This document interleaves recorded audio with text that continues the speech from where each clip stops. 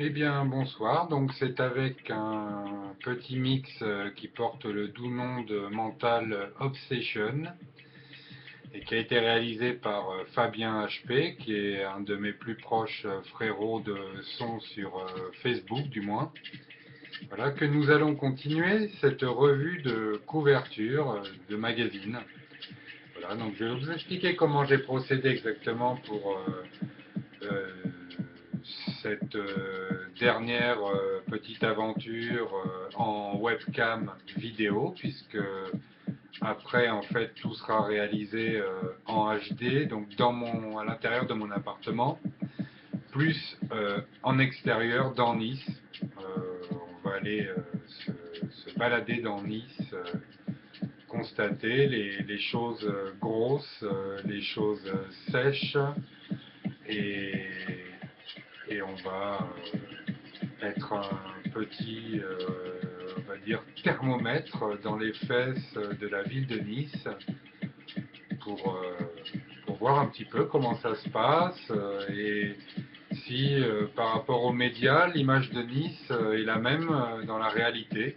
C'est une chose qui est peut-être hilarante à mon goût. Voilà, donc on va commencer. Alors tout d'abord, votre chien. Donc je conseille vivement aux personnes qui souhaitent faire l'acquisition d'un chien, que ce soit une personne âgée, une famille, un couple, euh, de se renseigner sur la présence de refuges dans leur région, de la SPA et parfois d'autres associations, des refuges privés. Et en fait, parce que il est possible qu'il y ait des chiens totalement valables, totalement récupérables, contrairement parfois à l'image que l'on a un petit peu des refuges et des chenils. Et donc, je pense que la première chose, c'est d'aller faire un tour des refuges pour voir s'il n'y a pas un chien en perdition qui est mal barré et de toute façon qui sera euthanasié puisque c'est une question économique en fait, les refuges. Hein. On peut garder les animaux perdus, tout ce que vous voulez à un moment, abandonnés. Et au bout d'un moment, ben, on est obligé en fait de s'en débarrasser, d'en accueillir d'autres. Tellement le flux des abandons et voilà, et tellement la gestion des animaux domestiques dont le nombre est énorme en France par rapport à la population, est délicat. Voilà, donc premièrement, peut-être que dans un refuge, il y a un animal très mal barré et adorable. Donc renseignez-vous.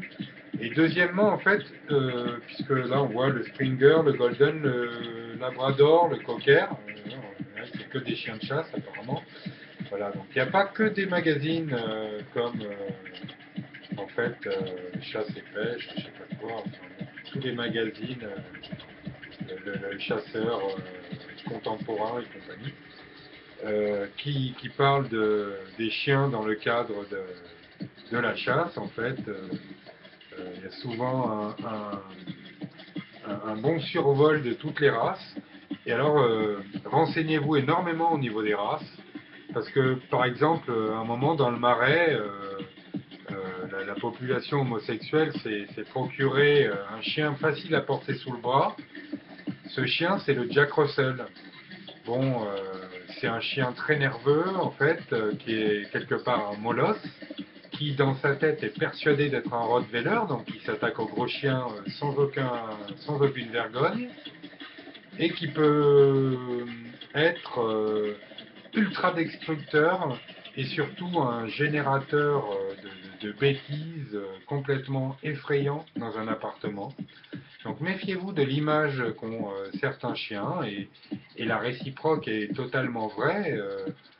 Un dog argentin peut être totalement adorable avec un enfant.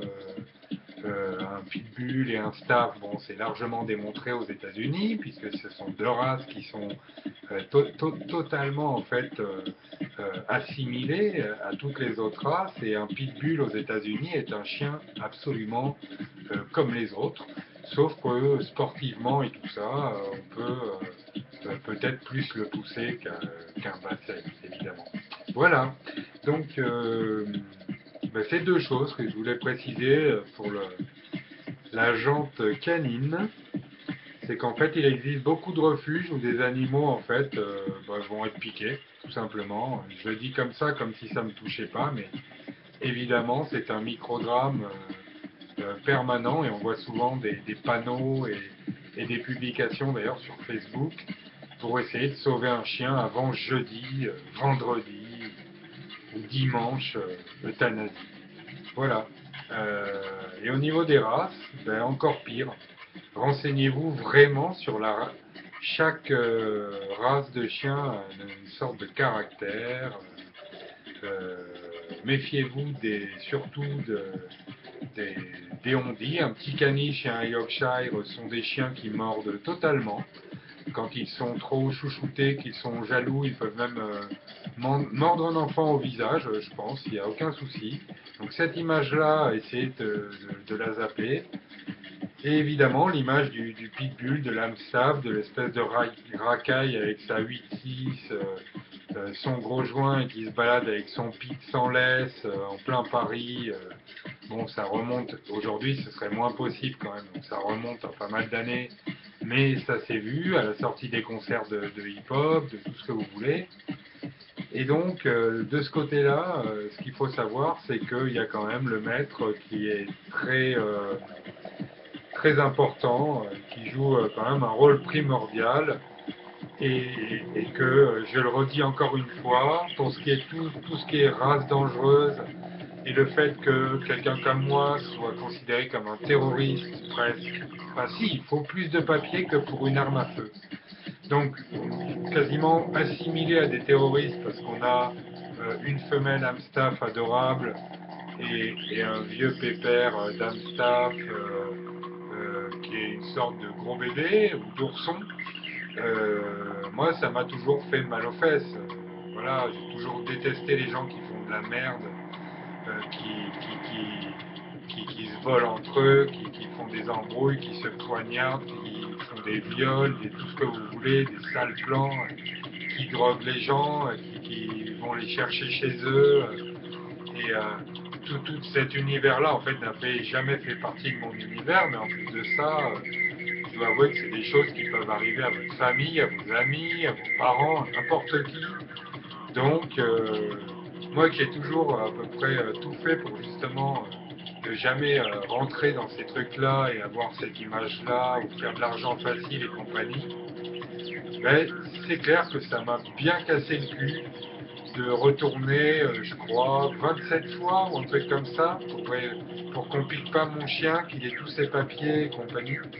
Et donc, voilà, donc ça c'était pour les toutous. Et je vous souhaite énormément de bonheur avec votre animal de compagnie si c'est un chien. Parce qu'il y en a qui comprennent 25, 30 mots et que c'est évidemment énormément plus que certains teubés humains. Alors voilà, No Way Magazine, c'est un vieux magazine de skateboard et français. Donc c'était génial, hein, il y avait des pubs terribles à l'intérieur, des articles un peu sur comment ça bouge en France, les skateparks, les rampes qui se construisent, et presque à l'époque de même Bourges au niveau des rampes. Et là donc on a Pierre-André Zénizergue sur la couverture, le fameux, et, donc le fameux résident du Trocadéro, qui était avec Denis Terra, qui a été champion du monde de freestyle, un ouf de freestyle. Voilà, donc Maximal, voilà, donc toujours un magazine où j'ai pas très bien compris, enfin, un espèce de New Look, mais où on montrerait pas les tétons, qui parle un peu de tout, un petit côté people, un petit côté si on parle du foot, il parle du foot, enfin voilà. Donc il y a une personne qui m'en avait donné une vingtaine en fait. Et donc il y a les filles moi, de Caméra Café. Donc Caméra Café, je voulais juste en parler 2 secondes. C'est qu'en fait, quasiment 4 ans je crois avant que la série télévisée ne démarre, J'étais dans une société et il y avait énormément de problèmes à internes, imbriqués, avec des nœuds, avec plein de choses qui revenaient tout le temps sur le tapis, des choses récurrentes et compagnie. Et en fait, j'avais eu, quand on faisait des pauses, en fait, parce que bon, histoire de ne pas rester 10 heures totales devant le Macintosh, quand on faisait des pauses, c'est vrai que ben voilà, on se relâchait, on disait ce qu'on avait sur le cœur en dehors du taf, un peu nos situations, comment on voyait les choses, l'avenir. Et donc, c'était pas triste. Et si j'avais été dans une société, j'avais pensé à ce moment-là, en fait, que une des meilleures choses pour connaître l'ambiance dans une boîte, savoir tout ce qui se passe et ce qui se passe pas, surtout aussi, c'était de foutre une caméra à l'endroit où les gens fument leur clope ou boivent leur café ou leur joint, j'en sais rien. Voilà. Et ça, c'est vrai que dès que j'ai vu qu'il y avait caméra café, je me suis dit merde en fait, c'est rigolo comme parfois on peut avoir des trucs un peu, on va dire, visionnaires ou anticiper certaines choses. Voilà. Ça, c'est le truc des idées, alors qui est totalement ce qu'on peut avoir. On peut écrire pendant 6 mois des idées et faire deux trois trucs rigolos. Et parfois, en une semaine, alors qu'on a fait la fête, qu'on est crevé ou n'importe quoi, on peut avoir, parce qu'on est mieux dans sa tête ou n'importe, une vingtaine d'idées, entre guillemets, on va dire. Hein. Ça va les chevilles aussi, qui déchirent. Mais bon, c'est à double tranchant les idées, parce que beaucoup de gens se demandent justement dans les métiers créatifs, en fait, ah oui, mais tes idées, comment tu fais, machin. Ça ne tombe pas sur le bout du nez, ni dans le bec quand on l'ouvre grand. Euh, c'est des années et des années à regarder tout ce qui se passe dans la rue. Moi, je restais 2 heures assis sur un quai de métro à observer vraiment les gens avant de faire de la publicité. 4 heures des fois. Bon, voilà. Je m'excuse auprès de tous les alcooliques. Ce n'est qu'un mélange de fruits tropicaux pressés, mis en poudre et reconstitués. Et ben ça, c'est Olivier Mégaton qui avait fait ça. Il avait fait aussi une ou deux publicités ou catalogues ou couvertures de flyers pour le magasin Street Machine, voilà, qui était à Châtelet-Léal à l'époque. Donc Olivier Mégaton qui nous avait fait le plaisir. Je l'avais retiré, mais c'est No Way, hein, évidemment, là, le titre. C'est No Way Magazine, le magazine de skateboard français. Voilà, et donc Olivier Mégaton avait fait une petite revue. Il avait illustré même la revue Skate Rock, il me semble. Là, je crois avoir vu une. Voilà. Oh, il y avait du snow aussi, c'est pour ça que je le montre. Verte là-bas. Les premiers skateparks, Titus Skate, il y a des pubs gavées, enfin voilà. Donc ça, c'est des choses que j'ai vraiment du mal à jeter. Ça fait partie du patrimoine un peu du skateboard. Et même si je l'ai utilisé comme un moyen de déplacement et de vitesse, parce que je ne faisais que de la vitesse, et beaucoup moins du street dans les parkings de la Défense par exemple, j'en ai fait, mais beaucoup moins. Et donc ça, c'est patrimoine qui est à garder. Alors voilà, un petit clin d'œil à Johnny Hallyday parce que c'est une cassette que j'ai écoutée quand j'étais jeune et peut-être une des premières avec les Beatles, Eddie Mitchell, la version techno qu'avait sorti la station Antar, la station service de tous les thèmes musicaux de films de science-fiction, Star Wars, Star Trek. J'ai eu 5-6 cassettes comme ça au début que j'ai écouté en premier, mais il me semble que la toute première c'était le best-of des Beatles. Voilà. Et donc Johnny Hallyday, donc ça je montre parce que évidemment, c'est pas les boobas, les machins, les trucs qui vont s'amuser à faire une carrière comme ça aujourd'hui, ni dans la régularité, ni j'allais dire parfois dans la qualité ou même dans l'endurance pour aller faire des stades de France à 70 balais ou je sais pas quoi. Voilà. Donc Johnny Hallyday, ben, on n'aime pas, mais respect, moi c'est un peu comme pour Depardieu, c'est des gens, pour moi c'est des monuments, quoi. Michel Serrault, Prévost, Desproges, Coluche, Gainsbourg, ça fait partie du patrimoine en fait. Alors j'ai vu que ça sortait en film, je pense que je vais aller le voir, voilà. Donc Albator, notre corsaire de la mort qui tue la vie.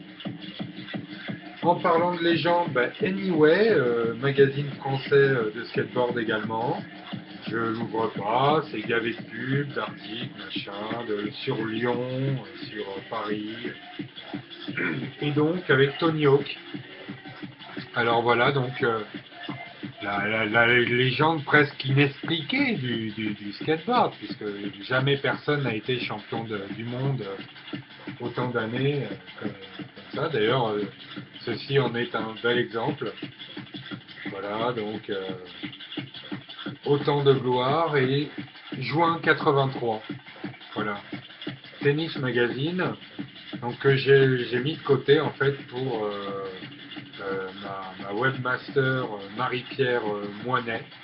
Donc Bulette avec deux L, Bulette Moinet sur Facebook, et donc qui est une photographe de haut vol et webmaster et web designer.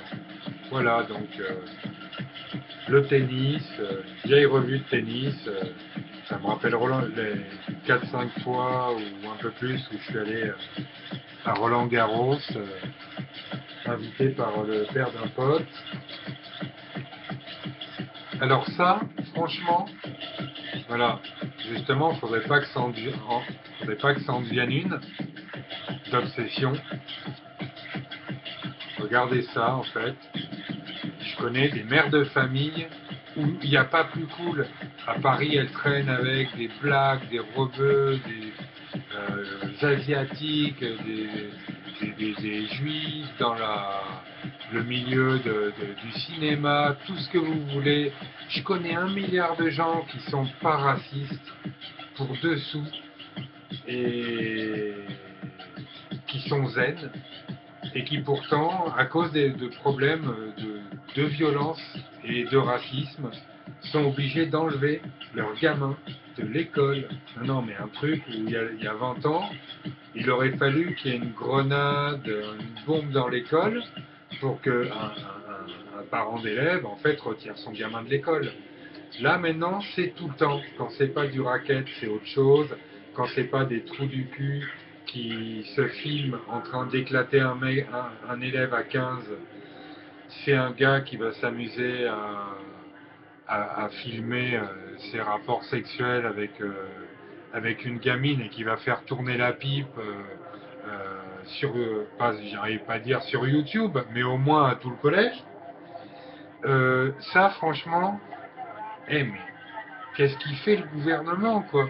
On en a rien à foutre qu'il y ait un flic, même, ou deux, devant certains collèges, lycées, et surtout écoles.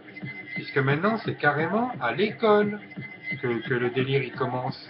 C'est pas forcément quand on est complètement jeté, enfin moi je l'étais, en tout cas à cette époque-là, qu'on est un mec et qu'on a 17 ans et qu'on est méga turbulent ou à la masse dans sa tête, j'en sais rien. Là maintenant, c'est les enfants qui commencent à se faire voler des iPhones et des trucs.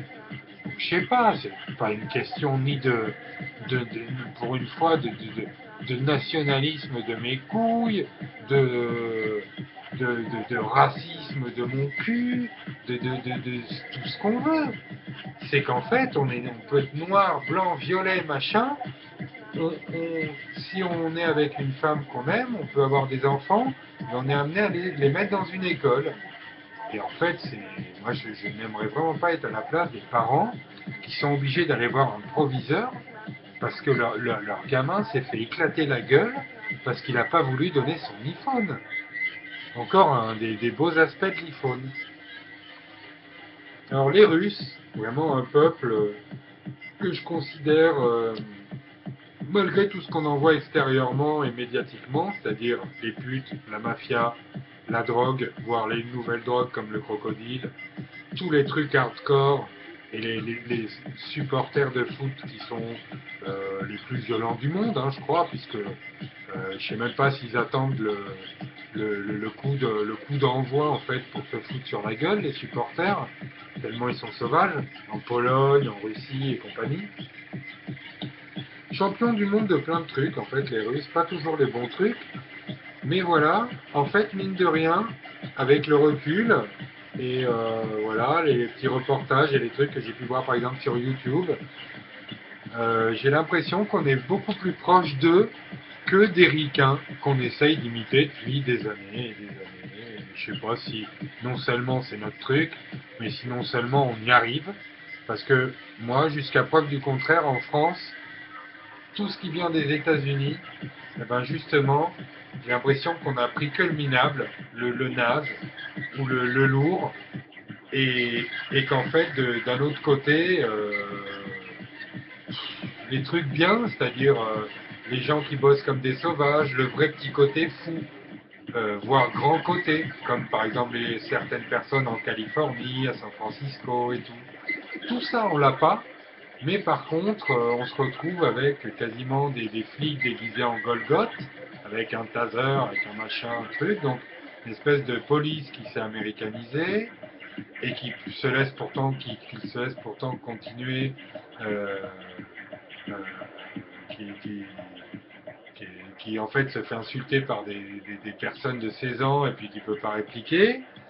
Et à côté de ça, la malbouffe, donc le McDonald's, les hot dogs, les machins, les Américains, tout ce qu'on veut. Donc le fait que maintenant, à notre époque, à nous, il y avait un gros presque dans le collège ou dans le lycée, ou un par classe maximum. Aujourd'hui, il y en a peut-être un tiers de la classe, on sont en surpoids. Euh, le truc d'être procédurier, donc le fait que n'importe quel fils de pute de voisin maintenant peut aller raconter n'importe quoi sur toi, aller à la gendarmerie, et à la limite c'est à toi de passer pour un gros dégueulasse, tout ça pour une personne qui aurait balancé des juifs pendant la collaboration, ou même ses voisins, ou n'importe qui, ou sa mère, ou son père, ou sa grand-mère. Et, euh, et voilà, donc on va pas s'attarder sur les bons côtés de la France, mais on peut dire que les côtés, on va dire, géniaux, débiles, machin, un peu à la jacasse des fois, ou dérisoire, de l'autodérision, tous ces trucs-là, en fait, qu'ont souvent les États-Unis.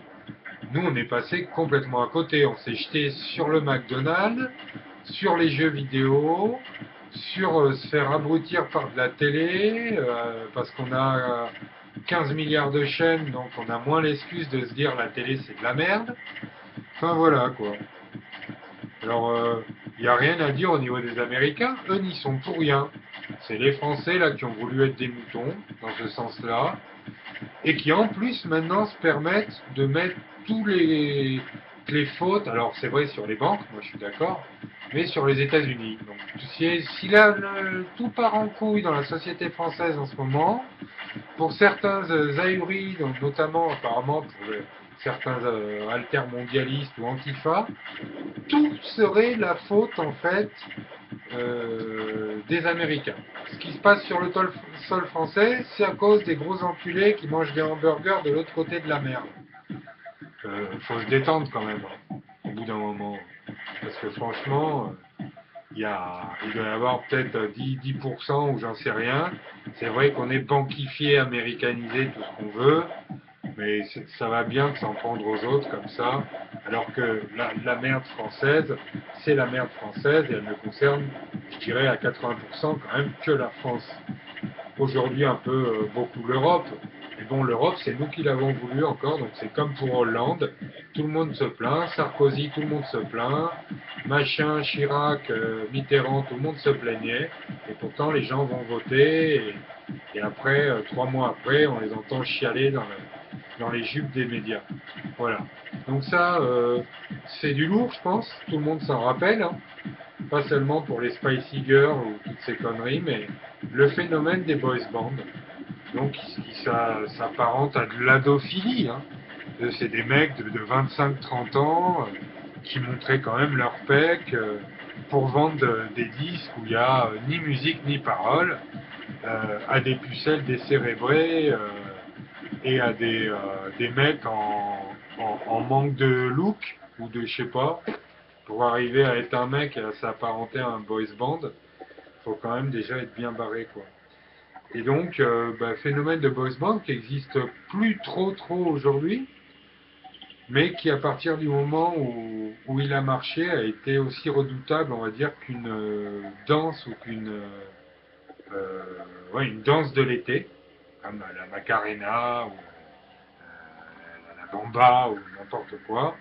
Ces trucs-là, en fait, qui durent quasiment, qui ont une durée de vie de 6 mois. Donc les boys bands, ça a dû durer 2 ans quand même, puisqu'il y en a eu plusieurs. Donc ça a prolongé le temps. Mais au bout d'un moment, c'est quand même que du vent. Donc après, je pense qu'il doit rester quelques jeunes normaux, mais à qui ça passera. Et puis quelques attardés mentaux qui, je pense encore à 20 ans, seront amoureux du chanteur d'alliage qui est décoloré en blond ou je sais pas quoi. Voilà. Eh ben, qu'est-ce qu'il reste à faire? Je sais bien que par le net, ça sert à rien. Et j'ai jamais dit le contraire. Mais bon, j'en sais rien, quoi. Je sais pas ce qu'il faut faire. Une révolution, pas une révolution. Je pense qu'il y a quand même en France beaucoup de gens qui aiment bien se faire baiser. Alors, le marketing et la pub, ça s'apprend. J'en parlais tout à l'heure. Non, non, ça s'apprend pas du tout. Moi, j'en ai fait 10 ans ou 15 ans plutôt.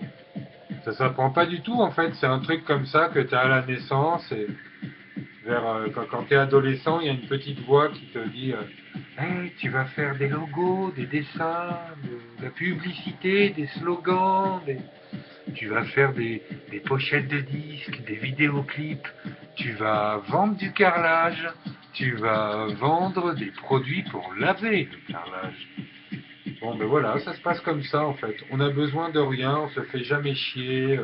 On pense jamais, par exemple, dans la publicité, par exemple, à 15 heures, tout le monde regarde sa montre, puisqu'on finit à 15h15, hein, comme dans l'administration. Et le week-end, on attend vraiment le vendredi, parce que le week-end, on ne travaille pas du tout hein, dans la publicité. Hein. On n'a pas 150 000 clients qui nous harcèlent au téléphone pour savoir si leur merde est finie et si elle a bien été faite en jaune, en vert ou en bleu. Donc voilà, donc il y a eu les musiciens pendant longtemps, ben, les musiciens, non, non, ils s'amusent, hein, donc c'est un don, hein, voilà, faut les laisser, hein, leur donner leur jeter un petit bout de pain pour qu'ils bouffent de temps en temps et tout. Mais la publicité c'est pareil, hein, nous on s'éclate, on s'amuse, en fait, on ne travaille pas en fait, hein, en gros. Avec 22 heures de Macintosh par jour, on ne peut pas considérer que c'est vraiment du travail. Donc voilà, Provence-Côte d'Azur. Donc Provence, voilà, c'est donc un hommage que je fais à toute ma famille qui est issue voilà, d'Aix-en-Provence, de Montpellier, de Sète, de Nîmes, d'Alès, de Béziers. Donc ça c'est le flag, c'est pas la peine de le chercher, vous le trouverez pas. C'est une association de malfaiteurs à but non lucratif. Et donc avec plein de graphismes dedans, et de la BD, des bandes-titres, plein de choses assez intéressantes. Voilà, donc ça, c'est une chose qui était évidemment à la Fanzinothèque, sûrement de Poitiers, et puis à l'espace fanzine et également du salon international de la BD d'Angoulême. Paris, donc je me rappelle de cet événement puisque j'avais donné des t-shirts à des gens qui faisaient du BMX et du skateboard. Donc pour un événement au Trocadéro où il y avait eu la construction d'une rampe. Et donc c'était pour Amnesty International à la base. Et pour aider au sponsoring du voilier qui courait pour défendre leurs couleurs. Alors voilà, ça, pas bien. Pas bien du tout. Moi, je ne suis jamais baladé, et aujourd'hui encore. Bon, il y a des ciseaux, hein, c'est une marque quand même d'outils. Il y a des trucs pour les cigares, voilà. Mais il y a également des couteaux moins drôles. Et moi, en fait, j'aime cet objet et dans le cadre, en fait, d'une utilisation pour des choses, en fait, qui concernent la bouffe ou aller pêcher, ou ces trucs-là, comme canif, en fait. Hein. Et je trouve que c'est un objet terrible, en fait, puisque on a, en fait, depuis la nuit des temps, sûrement essayé de faire des couteaux avec en fait du silex, de tout, et on est arrivé progressivement en fait à un objet qui est tout le temps à peu près de la même manière, un manche et une lame, et je trouve que ce sont des super beaux objets. Parfois, voilà.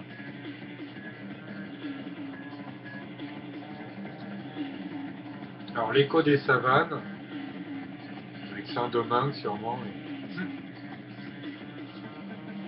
à nous les filles, donc sur un peu le tourisme sexuel. Donc c'est vrai que l'écho des savanes, ça faisait un peu comme Look, c'est-à-dire qu'en plus des BD, il parlait de choses décalées, underground, et dont d'autres magazines, comme Max ou n'importe quoi, auraient peut-être été plus frileux pour traiter le sujet. Donc l'écho des savanes, avec souvent des bonnes barres de rire, Volinsky et compagnie. Respirer, donc ça c'est l'air, et donc une petite ambiance Total Recall. Donc ça c'est pareil. Combien de temps en fait on va pouvoir tenir sur la planète et sans avoir un véritable couteau sous la gorge qui nous vient qui nous viendra de n'importe où en fait, puisque de toute façon on continue sûrement à battre des arbres en Amazonie, à polluer comme des gros sales. Et voilà. Donc les 5 secrets de la vie d'un arbre, puisque je vois là qu'il y a plein d'articles en ce moment sur la continuation de déforestation en Amazonie, avec des cartes pardon, qui laissent pantois, des cartes où on voit l'avancée en fait de la déforestation, et franchement ça fait pas rire du tout, quoi. Puisqu'évidemment, en plus des végétaux, on est bien d'accord que dans ces cas-là, c'est comme si on tuait les familles de singes qui s'y rapportent, les variétés d'insectes et compagnie.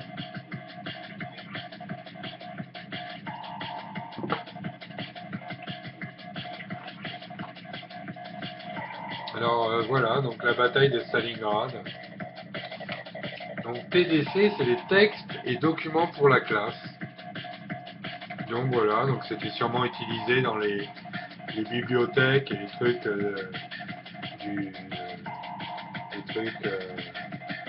scolaires en fait, des lycées ou des collèges. Alors ça c'est absolument génial. Voilà, c'est Léonard le génie. Il y en avait des épisodes dans Pif Gadget, si ma mémoire foire pas trop.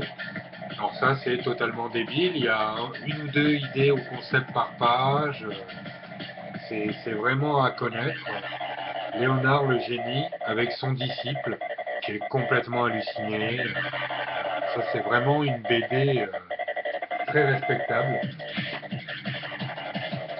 On a quand même moins l'idée de demeurer ou de débiles mentaux au niveau de la BD pour pour ce genre de BD, parce que vraiment ça regorge d'idées très violemment. Et ben ça, ben, c'est nous tous. Ouais, on peut le dire hein, aujourd'hui. Hein. Non, non, c'est vraiment nous tous. Et alors même ceux qui font les saintes nitouches. Voilà, le voyeurisme, donc, sur la télévision, il est incarné par la télé-réalité. Et sur le net, on va dire presque partout, avec des sites comme ChatTurbate, avec plein de choses en fait qui font que même s'il ne se passe pas forcément grand chose, ça intéresse des gens de voir d'autres gens en fait vivre, je sais pas, faire des bilans de leur journée, même faire pipi, j'ai vu, ou caca. Donc, comme c'est le cas là sur cette image. Voilà. Donc le voyeurisme, c'est quand même toujours un peu de la merde. Quand quand on voit un peu l'ancêtre de ça, c'est peut-être le phénomène de paparazzi. Donc on n'est pas non plus dans le méga mirobolant et glorieux quoi. Ça c'est parce que je m'y intéresse. Donc la nature et puis là notamment par rapport au balcon, aux terrasses, par rapport à un jardin, une villa. Donc ça c'est on a toujours le droit de rêver. Moi je suis encore dans un studio à mon âge avancé. Et donc là, c'est pas les fleurs et les trucs qui manquent. Hein. Il y a vraiment de tout.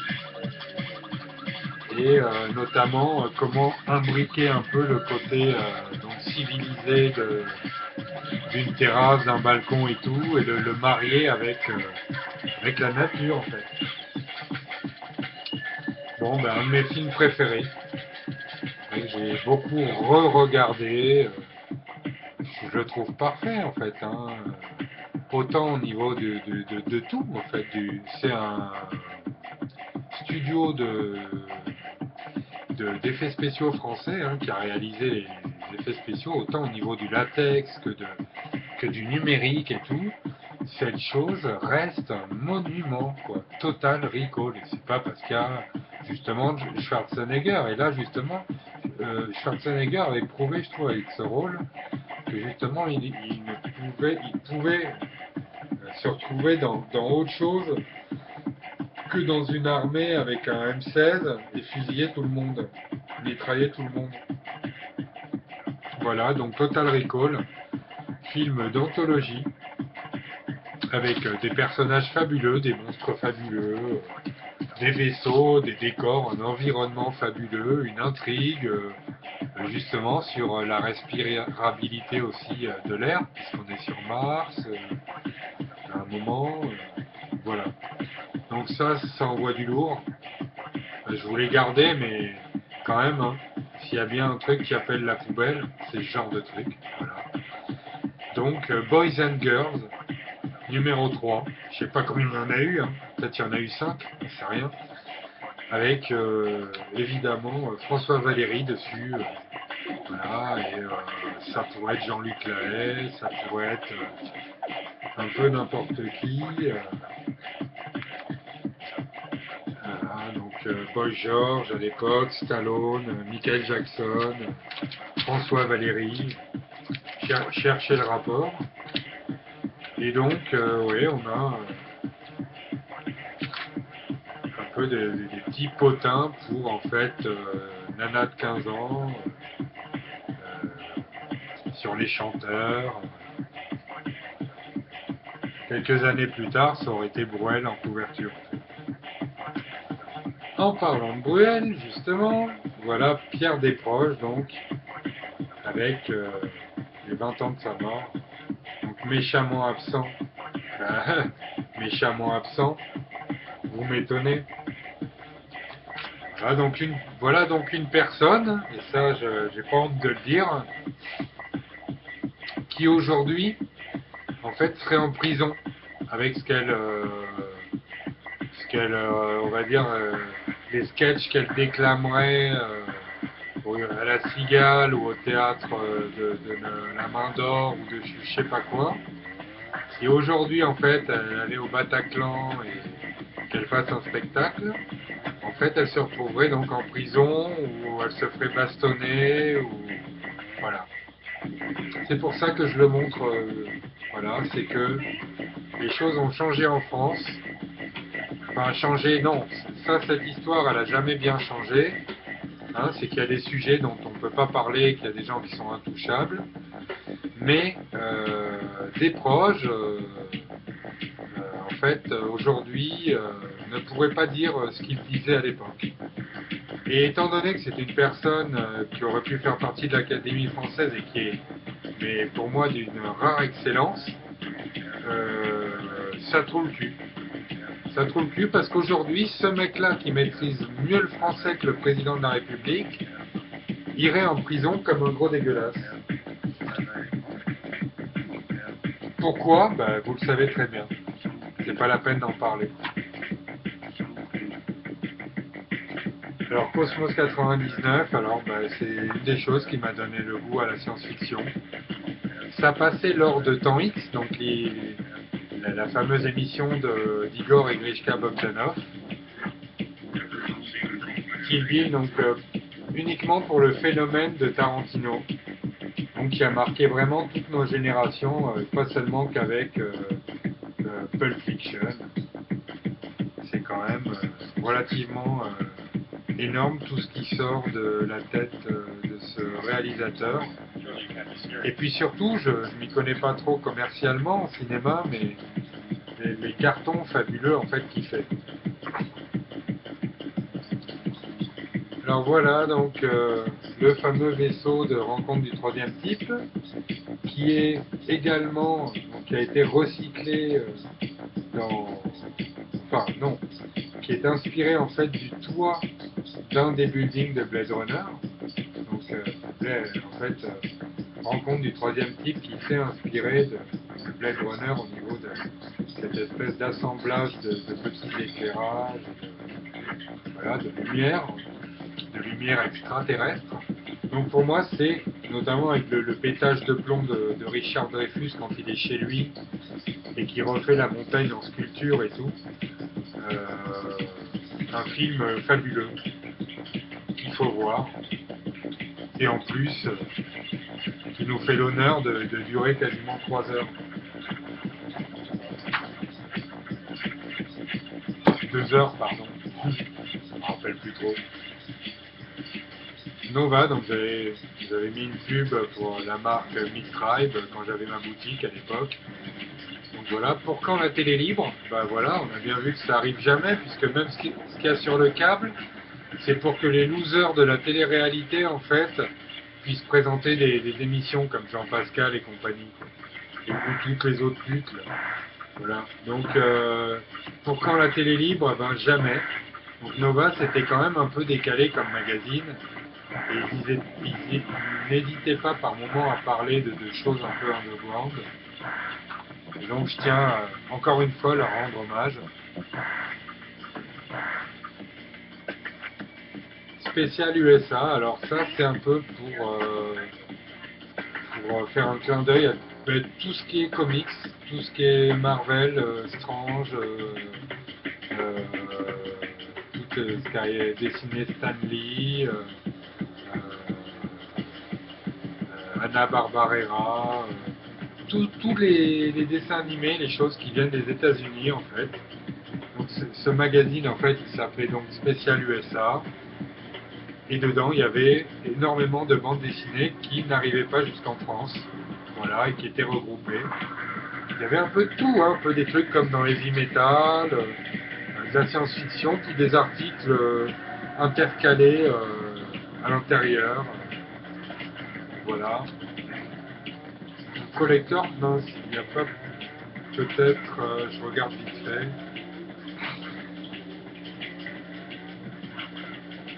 Ah, je ne trouverai pas. Ah si, quand même. 1977.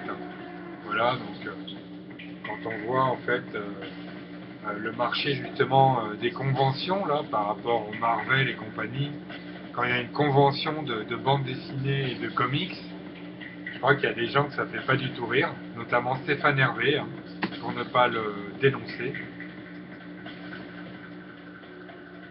Donc, voilà, on avait fait un article en fait on avait traité Suicidal Tendencies à l'époque dans le magazine Rage Magazine. Et j'avais regroupé, moi, énormément d'articles sur eux que j'avais conservés et dont on s'est servi pour faire l'article également, pour l'appuyer et compagnie. Voilà, donc c'est un de mes groupes favoris qui a fait une dizaine d'albums où aucun album n'a quelque chose à voir avec le suivant. Un album fusion, un album trash, un album plutôt metal, un album punk, un album plutôt pop. Ça plus Infectious Groove, bah, c'est quand même des bons génies les gars. Donc aujourd'hui en fait il reste qu'une petite partie de la formation initiale, notamment notre ami Robert qui se retrouve chez Metallica et compagnie. Et donc voilà, donc je tenais à leur rendre hommage. J'ai pas été beaucoup fan, complètement fêlé de quoi que ce soit, mais je dois avouer que Suicidal, j'ai toujours adoré parce que leur musique en fait m'a toujours rattaché à des choses que j'avais dans la tête ou que je pensais. Et, tout un esprit en plus de la musique que j'adorais chez eux. Alors connaissance des arts, pour une fois, un truc pas trop masturbatoire, avec que des galeries et des petits bourgeois tout pourris ou je sais pas quoi. Donc là, en fait, connaissance des arts, c'est un truc en général qu'on trouve dans on va dire les salles d'attente de dentistes ou de médecins. Ben, en fait, ce truc-là, c'est vraiment un magazine de qualité, avec des photos de qualité, des articles de qualité, et, et qui traite autant quelque chose de moderne que justement par exemple de l'art précolombien ou des statuettes. Il y a vraiment, c'est méga riche. Si un jour vous voyez ça, c'est vraiment pas le même prix qu'un magazine normal, vous voyez que c'est glacé et tout, mais ça vaut grave le coup parce qu'on en prend vraiment plein la tête et plein les yeux. L'affiche magazine, donc le magazine des autres musiques, voilà, donc à l'époque, avec Capone Noriega, Buster Rhymes, déjà à l'époque, EPMD, Massilia, Sound System, donc pour lesquels on avait fait la pochette, je me rappelle, I Hollywood, quand j'étais dans la publicité, on leur avait fait leur pochette d'album, Raga grand écran, Notting Hill Carnaval, donc le fameux carnaval jamaïcain de Londres. Donc l'affiche, il y en a malheureusement plus trop des magazines comme ça, qui traitent des autres événements, des autres musiques, des autres livres, pas tout le temps les mêmes conneries. Conneries ou moins conneries, mais où c'est un petit peu objectif, quoi.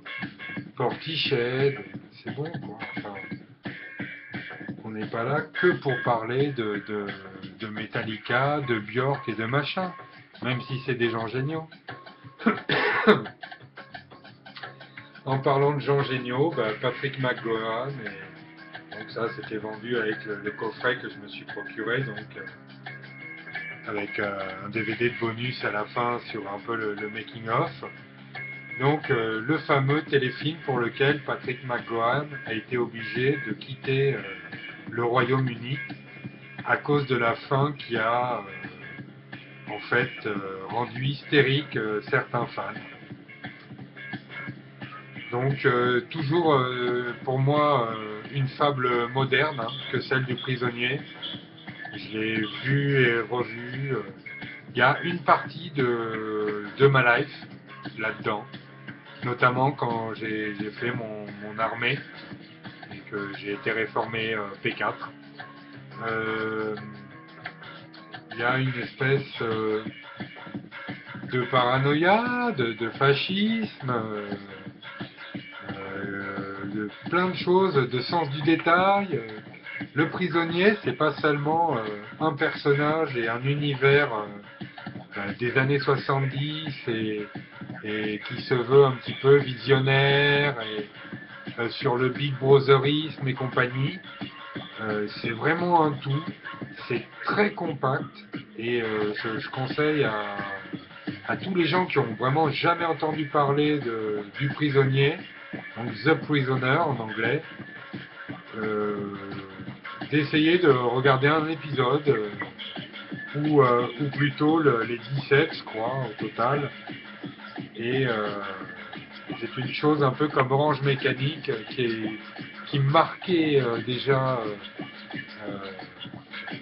énormément de choses qui dessinent pour notre futur et notre présent à nous aujourd'hui d'ailleurs.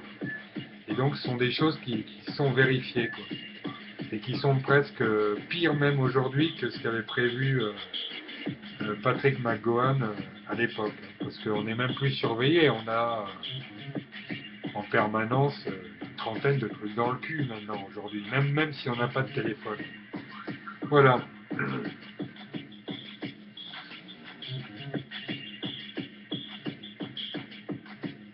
Voilà donc les grands peintres, donc Van Gogh, avec c'est marrant, il se tranche l'oreille dans une crise de désespoir. Je suis très inquiet. Et 2 ans plus tard, il se suicide d'un coup de revolver, mais pas dans l'oreille cette fois apparemment. Ou alors dans l'oreille, mais il a bien visé. Voilà donc truc sur les peintres, donc chose que je connais pas énormément. Renoir, machin. Voilà, je m'y intéresse en fait, parce que c'est vrai que Léonard de Vinci, Gauguin, Van Gogh, il y a des trucs qui retracent tellement, notamment Gauguin, là, l'esprit des îles. C'est fou d'arriver à décrire exactement un couple ou de 2 bonnes femmes qui sont sur la plage et que ce soit exactement ça, avec du pastel ou je sais pas quel pinceau. C'est quand même la magie des vrais artistes, hein, dont je ne fais évidemment pas partie, puisque moi je me cantonne au pop art, à l'art vidéo ou à des choses qui sont totalement subalternes, voire méprisées par le milieu réellement artistique. Oui, le collage, la filmo, pas grand monde qui s'en tape de ces choses-là. Donc Eva Longoria, donc voilà, dans la pure tradition.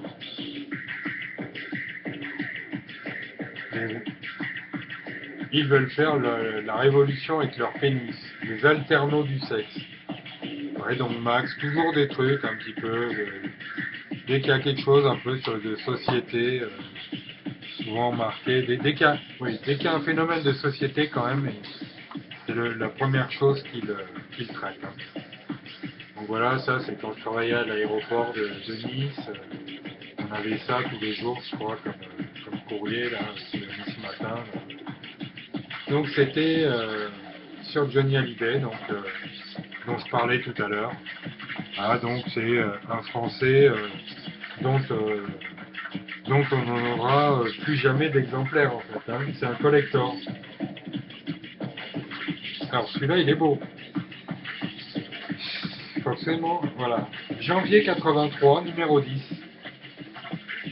Ça, il y a des gens, je pense, ça va les vénérer un petit peu, mais je l'ai. Donc voilà. Charlie, pas hebdo à l'époque, Charlie mensuel. Autre téléfilm d'une créativité, notamment au niveau des costumes et de plein de choses terribles. Voilà, chapeau melon et bottes de cuir. Tout un univers, des petits détails, des intrigues, des choses aussi un peu visionnaires, comme les cybernautes avec la robotique.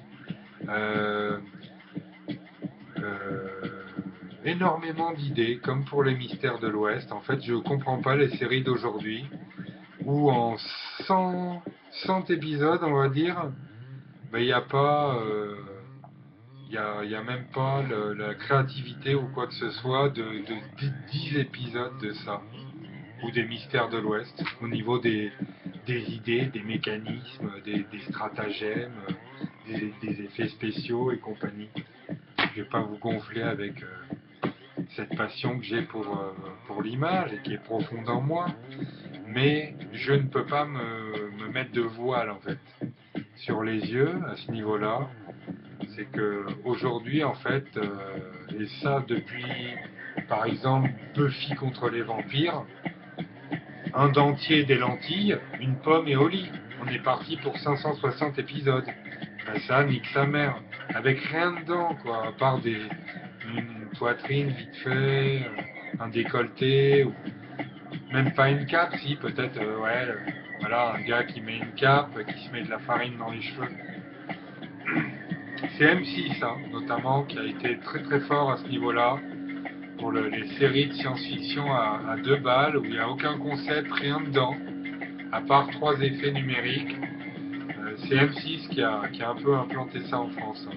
C'est-à-dire qui a implanté cette médiocrité-là. Quoi. Des trucs où il n'y a aucune idée, aucune imagination, qui font sûrement même pas travailler la tête des gamins, ni des ados. Donc ça, c'est Pilote, bien connu des dessinateurs en France. Voilà. Je rapproche un peu pour les gens qui ont les noms de dessinateurs en dessous. Spéciale aventure avec donc évidemment que de la BD. Hein. Donc ça c'est pareil. Pas très facile de se procurer ce genre de choses. 82, 1982. Alors, Seven Art, ben, spécial big up à un monsieur qui s'appelle Jean-Jacques Hano, donc qui a fait La Guerre du Feu, qui a fait L'Ours, et notamment pour ses séquences animalières. Alors je crois qu'il a travaillé avec la personne, je crois, qui est la plus compétente en France pour les scènes d'animaux au cinéma. Il y a notamment une scène où il y a un ours et un guépard, il me semble, et où en fait c'est une scène ultra dure à avoir sans que l'un des deux n'attaque. Donc c'est un travail énorme qu'a fait Jean-Jacques Hano. Je l'adore en fait également pour Le Nom de la Rose, qui est un film mais monumental. Et donc voilà, donc c'est notamment pour le côté animalier que j'avais envie de rendre hommage à ce monsieur. Voilà. Et j'en profite pour passer un bonjour à Francky, qui a travaillé avec lui et qui était responsable de casting. Bon, ben là, on va rire. Ouais, puis il y en a des beaux. C'est ceux de l'époque, ceux-là. Ça, c'est ceux de l'époque. Aujourd'hui, on en a d'autres. Donc, regardez. Pouvoir et télé. Je pense que ça, franchement, qu'est-ce que je vais en parler? C'est sans commentaire. C'est même plus avoir un truc dans l'anus, quoi. Comment le cerveau peut se laisser défoncer comme ça? Puisque les gens, on les oblige pas. Hein. C'est eux qui y vont hein, devant la télé. Donc ça, c'est sur les vacances, un petit peu de relaxation. Les vacances, c'est la plus belle illusion. C'est un peu quand même la chose qui permet aux gens de tenir le coup. Alors je vais aller éteindre la sonnerie de ma machine à laver. Je m'excuse bassement.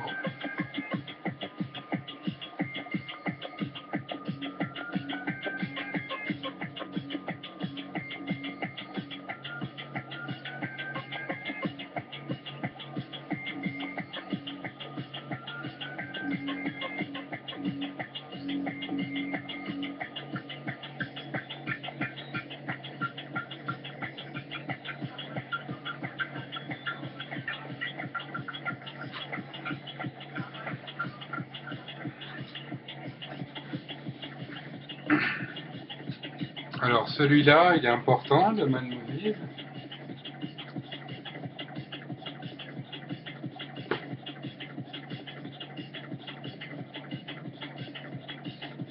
Donc 200, numéro spécial.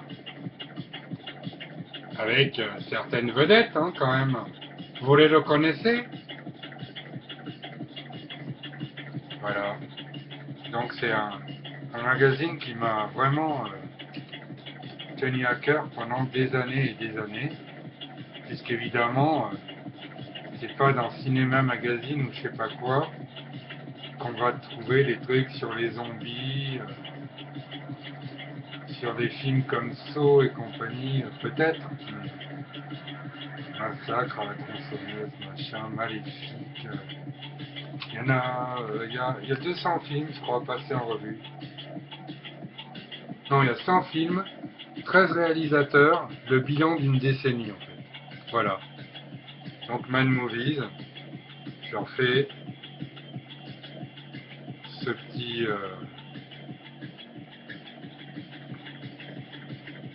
je leur rends ce petit hommage également. Parce que ça m'a permis de voir des photos terribles. Et de lire certains articles de films que j'ai vus après par la suite. Puisqu'il y avait évidemment à notre époque les interdictions moins de 18 ans qui doivent correspondre aux interdictions moins de 12 ans aujourd'hui, à carnage égal. Donc ça c'est sous plastique, hein, je le sors pas, on s'en fout de le sortir, j'espère qu'il n'y a pas trop de reflets quand même. Attention à toute créature humaine, cet homme diabolique fera de vous une poupée de chair. Donc Hirai, donc ça c'est le magazine ricain le plus vieux qu'il y ait en fait sur, je le sors quand même pour voir la date,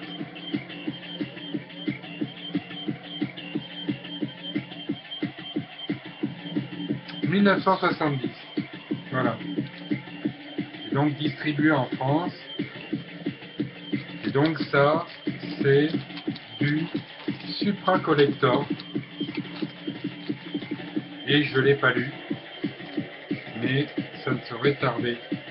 Voilà.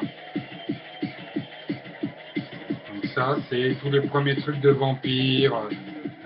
Tous les gens qui sont gothiques et compagnie, s'ils voient ça, ça va les rendre cinglés.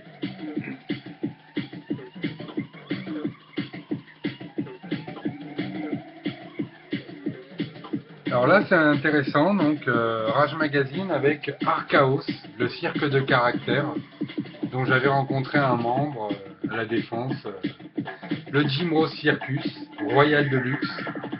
Non mais là c'est que des géants. Je parle là, on est au-dessus du soleil, hein, largement. Et Iggy Pop, voilà. Sepultura, Wu-Tang Clan, Bad Religion, Foo Fighters, Frank Black, les Tugs. Voilà. Je sais pas, hein. À l'époque, hein, ça envoyait du lourd.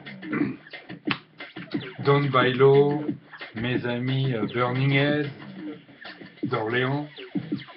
Donc ça y va, il y avait quand même que des choses excellentes dans ce magazine. Voilà. Donc le magazine dont le rédacteur en chef était Stéphane Hervé, mon frérot de Saint-Brieuc, mon frérot breton. Et puisque j'en parlais tout à l'heure, voilà le fameux Rage Magazine où il y avait un énorme article sur Suicidal Tendencies. Voilà, de bruit et de fureur. Il y a Booyah Tribe, il y a Pigface, Helmet, Biohazard, G, Yellow Biafra, Almighty, Alice Cooper, Sick of It All, Kiss. Donc je passe un petit coucou à Kenneth Egan, qui est ami avec moi sur Facebook, donc le membre du groupe Kiss, et qui est mon quasiment plus grand supporter ou soutien sur Facebook. Voilà, Ice-T aussi, personne que j'affectionne beaucoup. Et Léonard Pelletier, donc je peux le montrer en plus gros. Donc la cause d'un homme et de la nation indienne. Donc avec tous les concerts qu'il y avait eu pour euh, avec la cause de Léonard Pelletier, Rage Against the Machine, Cypress Hill, les Beastie Boys y avaient participé. Donc voilà. Et avec donc ce groupe, je dirais fabuleux, qui est Suicidal Tendencies, notamment par la variété des albums et des sons qu'ils ont choisi de traiter. Alors Skin 2, voilà, je crois que j'en ai déjà passé un dans une autre revue de couverture. C'est totalement génial, c'est complètement déjanté, c'est ultra original. En fait, c'est sur le fétichisme, voilà. Et dans les coiffures, vous voyez là, quelqu'un pendu à un arbre, comme lors des choses rituelles, des actes tribaux, on va dire. Donc ce magazine est terrible.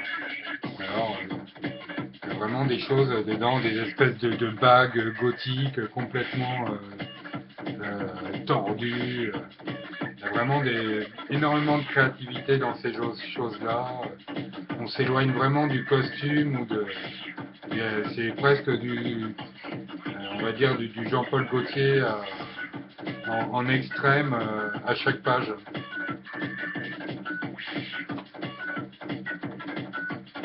Paris le journal avec la botanique qui s'impose. Voilà.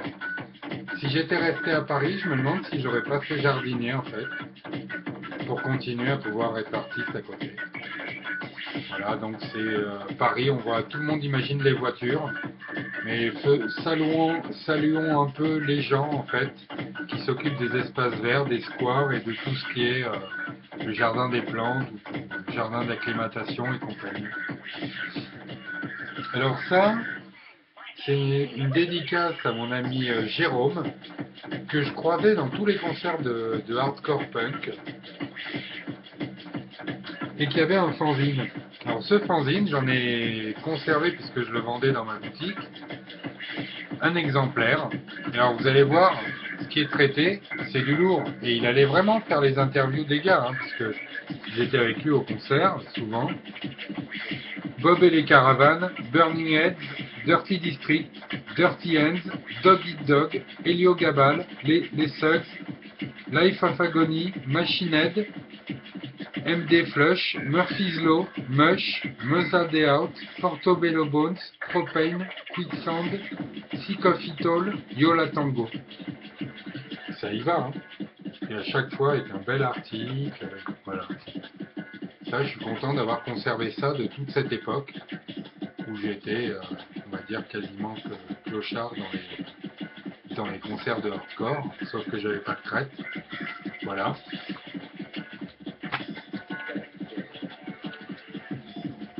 Donc la passion Gainsbourg, je sais pas si on la créera un jour assez.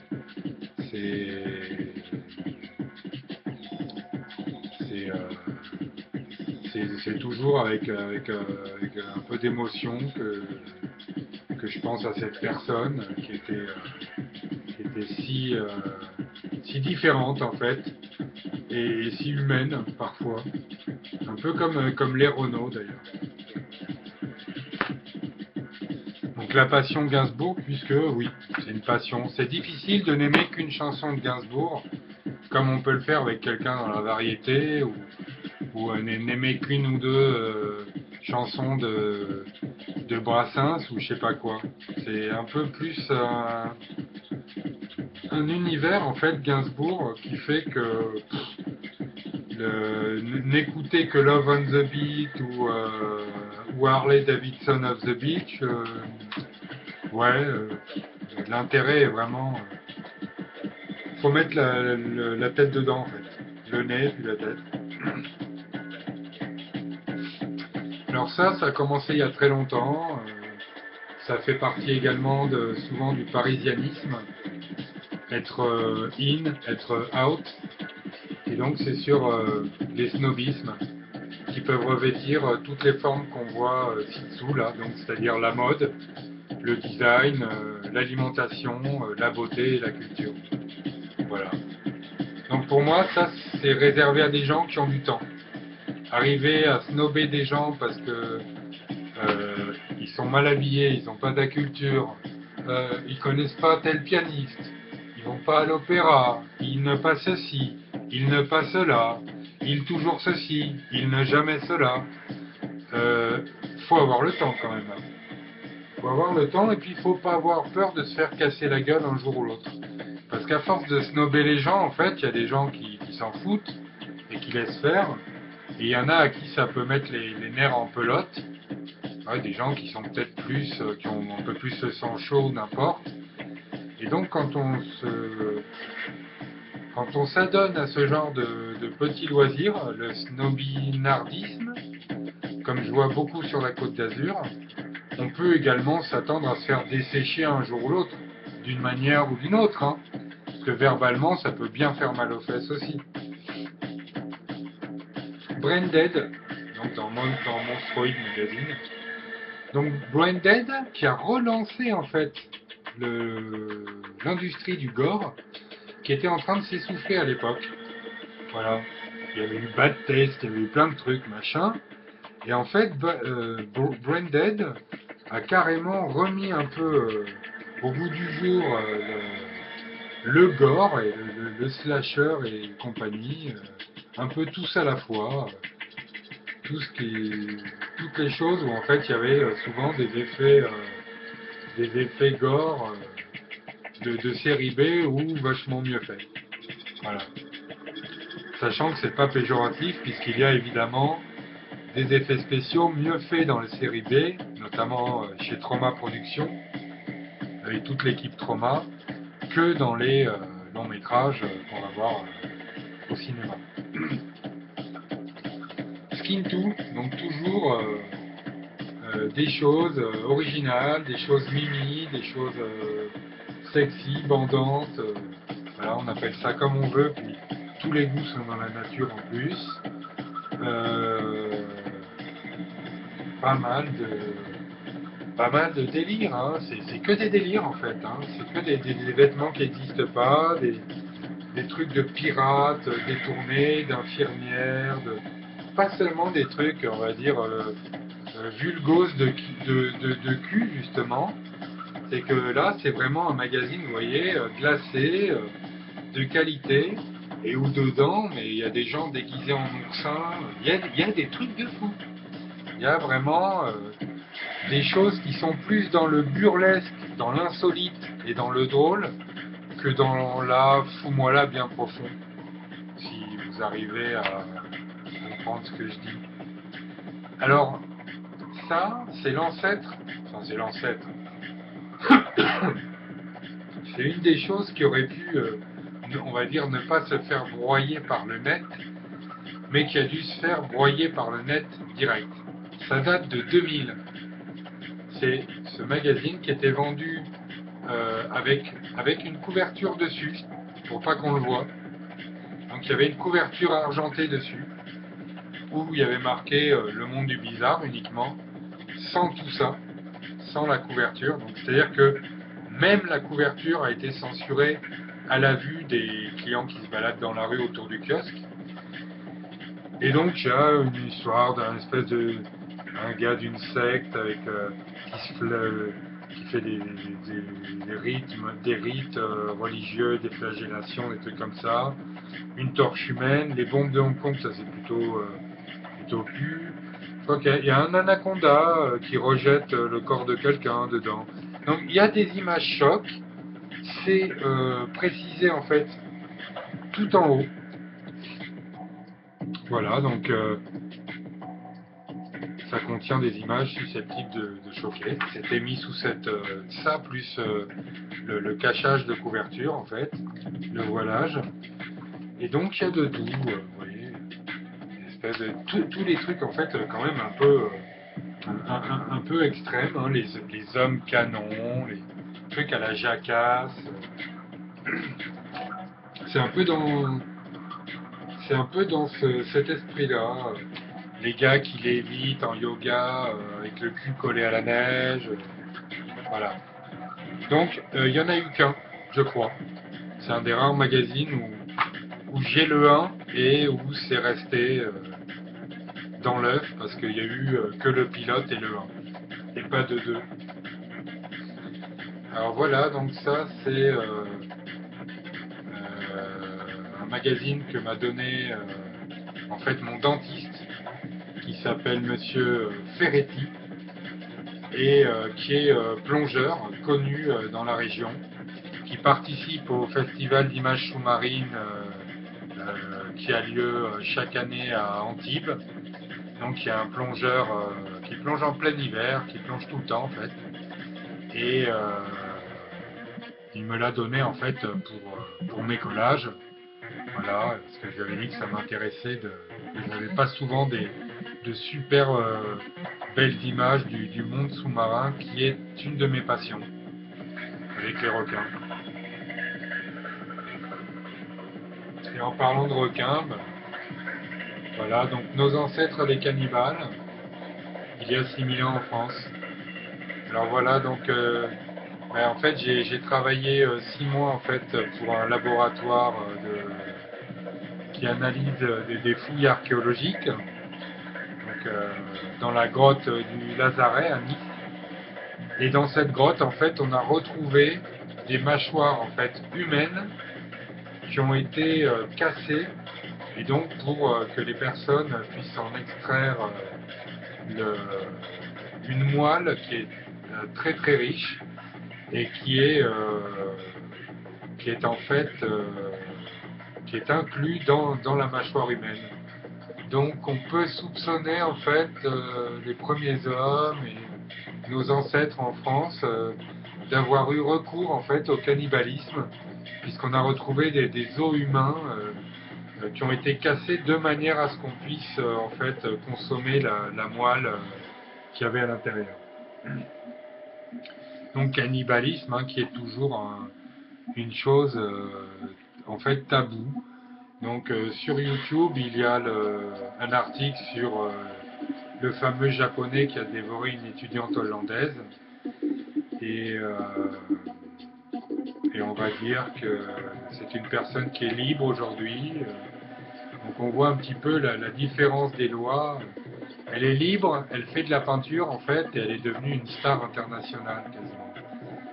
La personne a juste dépecé et bouffé le clito, la chatte et les tétons d'une femme à la base.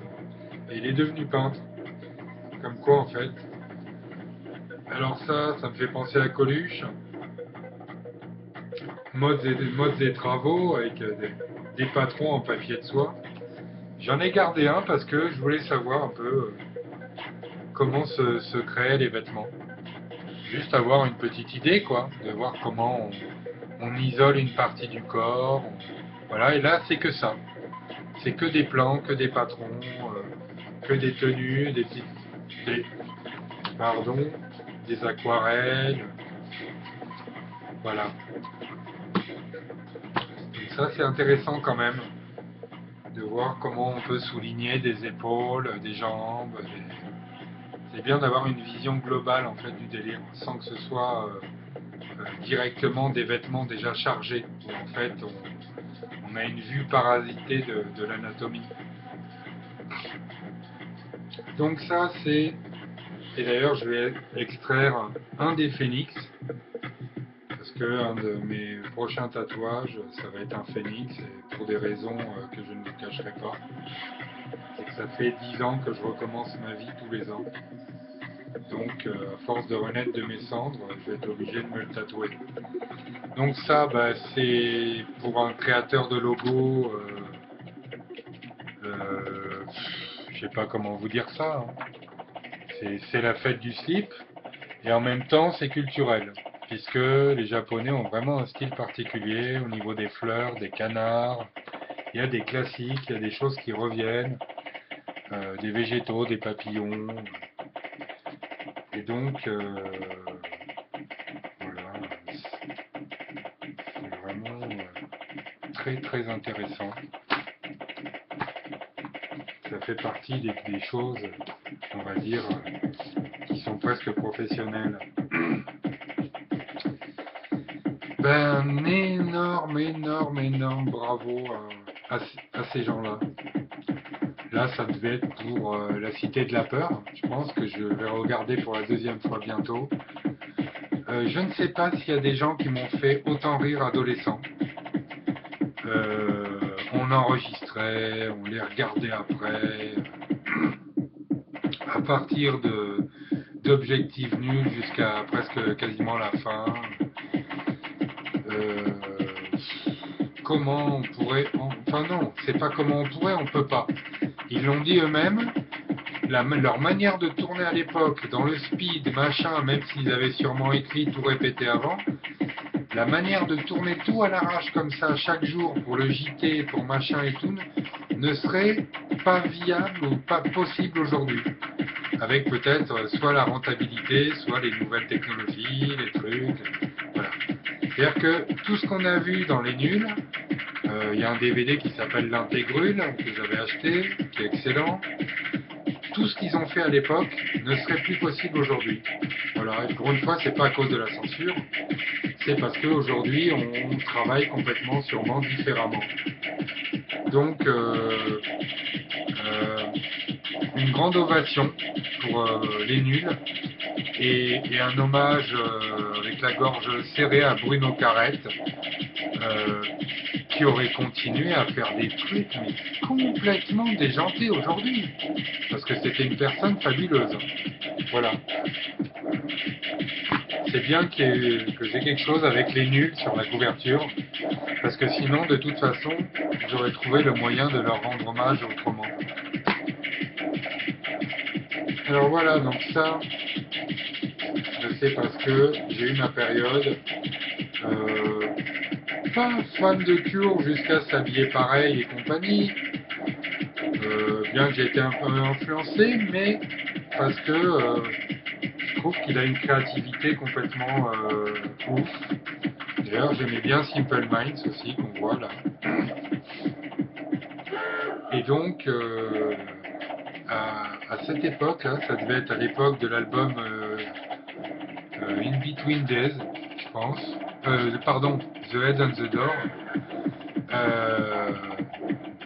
C'était un album populaire. Avant, il y en avait eu qui étaient presque inaudibles pour les gens, comme Pornographie, ou certains morceaux qu'il y a dans The Top. Et là, en fait, Cure commençait à être connu. Et c'est vrai qu'il y a plein de gens qui ont crié au truc commercial, au truc machin.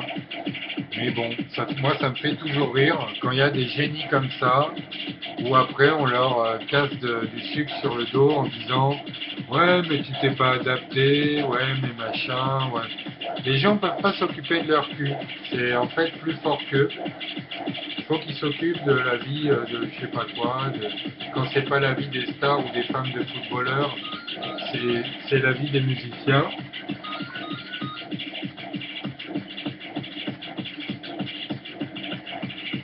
Voilà, je suis désolé. Et en fait, voilà, grand hommage à Robert Smith. C'est pareil au niveau musical, qui a souvent fait des albums qui n'avaient rien à voir entre eux, et parfois des reprises fabuleuses, comme les reprises de Jimi Hendrix ou de Jim Morrison. Et, et voilà, donc une personne sûrement d'une richesse presque intarissable dans son cerveau, quoi. Ça c'est clair et net. Petit hommage à Okapi, ouais. Alors c'est un truc qui était quand même pas trop con à l'époque. J'en ai jamais eu, je crois, mais je voyais un peu ce que c'était quand même chez d'autres gens. Donc avec Le Monde sous la mer. Truc dont pas grand monde a quelque chose à foutre et qui pourtant régule une grosse partie de ce qui se passe chez nous. Donc ça c'est un petit souvenir que j'ai ramené de l'île Maurice avec un petit résumé de tout ce qu'on peut faire là-bas, le musée du sucre, le parc des pamplemousses. les différentes visites en bateau, en catamaran qu'on peut faire, les champs de canne à sucre, un peu les hôtels, les activités aquatiques qui sont la faune, la flore qui sont proposées, les parcs animaliers ou les botaniques, voilà. Moi je me rappelle bien de cette montagne notamment. Voilà, donc une île où on est accueilli, c'est un truc de malade mental, ça n'a pas de nom. On revient en France, en un mois on fait une micro-dépression. Donc j'espère pouvoir y retourner, rencontrer des gens vraiment terribles là-bas. L'île Maurice, voilà, avec une certaine sérénité, avec cette espèce de chose inexplicable qu'il y a dans les îles et qui n'est évidemment pas présente dans les villes et encore moins dans les grandes villes, chez nous. Voilà, mais c'est pas une plaisanterie, hein. Ce que les hommes ont à nous dire, voilà, c'est Patrick Bruel qui le dit. Et puisqu'on parle de Patrick Bruel, et c'est pas volontaire, puisque j'ai taillé dans mes piles de magazines, des proches, au bout de 10 ans d'absence. Voilà. Alors, je ne te raconte pas comment tu nous manques, Pierre, si tu m'entends de là où tu es. C'est vraiment horrible de ne plus avoir de gens comme ça, qui était un remix de Raymond DeVos au niveau de la maîtrise de la langue, d'un peu Dieudonné, Coluche parfois, pour le côté populaire, il se moquait des masses, et voilà, Pierre Desproges, inégalé, je crois pas qu'il y aura quelqu'un comme ça avant un bon moment. Ça fait exactement le même effet que pour Coluche. Donc comique de légende, voilà, ben, on enchaîne. Donc je disais que Pierre Desproges, ce serait un peu comme Coluche, il n'y en aurait plus. Et évidemment, comme Louis de Funès aussi. Et ça, c'est un des premiers films que je suis allé voir au cinéma avec mon père. Après Star Wars, je crois, ou avant, je me rappelle plus. Après, je crois. Et donc Louis de Funès, allez nous pondre un Louis de Funès aujourd'hui. Il y a peut-être Alice Moon qui se rapproche par moment dans ces personnages sur speed de Louis de Funès et de cette espèce de folie cardiaque, mais bon, c'est pas évident. Et Louis de Funès était vraiment très particulier, inimitable. Donc voilà les jardins. Je m'y intéresse. Je m'intéresse pas au foot. Voilà, donc je suis homosexuel, comme vous pouvez le constater. C'est que j'aime bien les arbres, les plantes, même les potagers. Donc vous voyez, je suis un grand-père en fait. Et donc voilà. Donc pas mal de propositions de jardins. Il y a un peu de tout. Un truc sur les orchidées. Voilà. Ça met un petit peu quand même de vie à la vie. Que ce soit dans une maison ou même à la limite dans un petit balcon. Donc Impact, donc avec Spielberg. Bon bah, qu'est-ce qu'on ferait sans les dents de la mer, sans machin, je sais pas en fait. E.T. Puis évidemment Jurassic Park. C'est voilà, c'est une personne en fait qui en plus travaillait pour d'autres gens. Enfin, met ses effets spéciaux à la disposition d'autres gens aujourd'hui pour d'autres films. Il est quand même, c'est une personne légendaire. Hein, donc, et là, on a Stallone dans Cliffhanger. qui est un excellent film d'action, moi qui suis pas fan de films d'action. Voilà. Donc je tenais à montrer Spielberg, qui est une personne, je trouve, dans l'humanité qui aura servi à quelque chose. Voilà. Voilà, donc pour moi, une grande madame maintenant. Chacun, chacun ses goûts, chacun sa vision du délire. Béatrice Dalle. Voilà, donc que j'ai adoré dans son rôle avec Jean-Luc Anglade, évidemment, et qui conserve une image de femme, je trouve, non soumise, qui est vraiment appréciable.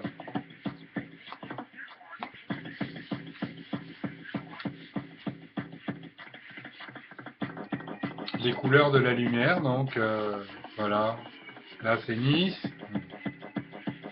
donc spécial Alpes-Côte d'Azur. Donc voilà, donc le Figaro, avec, je crois, pas mal de choses gastronomiques. Voilà, donc Nice, la cité aux mille saveurs. Marseille réussit son cinéma, avec l'implantation des studios sous-marins d'ailleurs, à Marseille et récemment à Nice, au studio de la Victorine.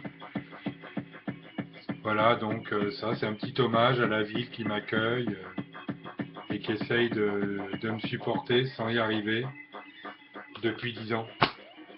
Et c'est réciproque.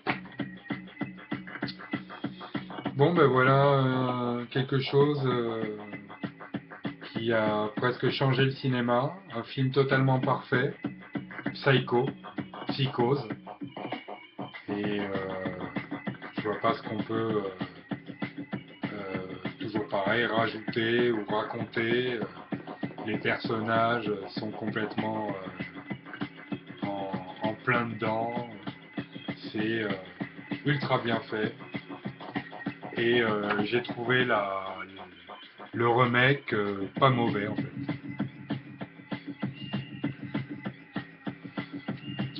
Voilà, Penthouse, avec Rocco Siffredi et Rosa dans Tarzan. Donc je pense que si, si elle avait des problèmes d'équilibre, elle a dû vite se rattacher à sa liane. Et donc avec sûrement, très certainement même, de bien belles images. Voilà. Donc Penthouse, c'est un photo, mais où on voit les poils. Alors Yellow Magazine avec une couverture de Denis Greux. Donc Denis Greux avec qui je tenais le magasin de la marque Milk Tribe que nous avions créé ensemble à Paris, au 7 rue Pétion dans le 11e arrondissement. Et donc Yellow, c'était un fanzine complètement underground où Ness, Denis Greux, Besseron ont participé. Voilà, et moi-même aussi, ouais, donc là on a, ça c'est du Denis Greux sur le nécroréalisme. Voilà, encore Denis. Ça c'est Mongoven en fait. Voilà. Ça c'est Mongoven, mais je le montre en fait parce que j'ai un tableau chez moi de lui et que c'est une personne qui aux États-Unis était interdite chez Métal Hurlant en personne. Donc imaginez le degré de hardcore que ce dessinateur que j'avais rencontré dans ma boutique à Paris avait. Il avait vraiment un bon potentiel. Hein. Pour être interdit chez Métal Hurlant aux États-Unis, tu débarques en France, tu comprends rien. Donc voilà, Yellow, donc un fanzine à tirage très limité et donc introuvable. Chirac et donc le phénomène des Guignols. Alors là, c'est un hommage à Dorothée Lissac, qui est une amie à moi, donc Et donc Dorothée Lissac habitait près de mon magasin, c'est comme ça que je l'ai rencontrée. Et donc elle était responsable en fait de l'habillage des Guignols et responsable des costumes sur le soap H avec Eric et Ramsey et Jamel Debbouze. Et elle a également travaillé avec Dieudonné pour les petites annonces d'Elysée Moon, avec Joe Star. Et, enfin bon, voilà. Donc une personne qui a travaillé récemment avec Jean-Pierre Mocky. Voilà. Donc Dorothée Lissac. C'est la costumière de la Tour Montparnasse Infernale, entre autres. Et je tenais à saluer cette personne qui est d'un professionnalisme abominable et, d'une expérience redoutable aussi. Voilà.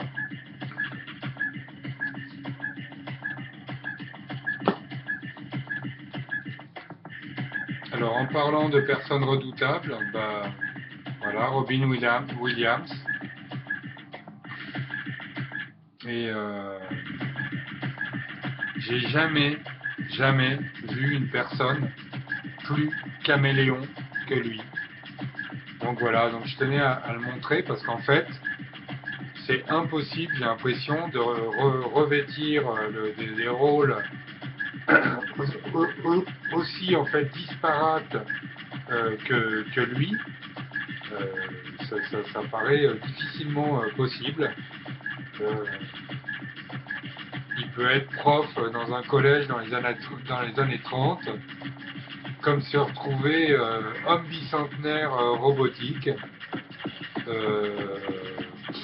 C'est un acteur totalement prodigieux, hein. Comme au-delà de vos rêves. Il s'incruste partout. Il y aurait un truc cyber, toutes les dernières technologies en fait, il entrerait dedans comme dans un gant.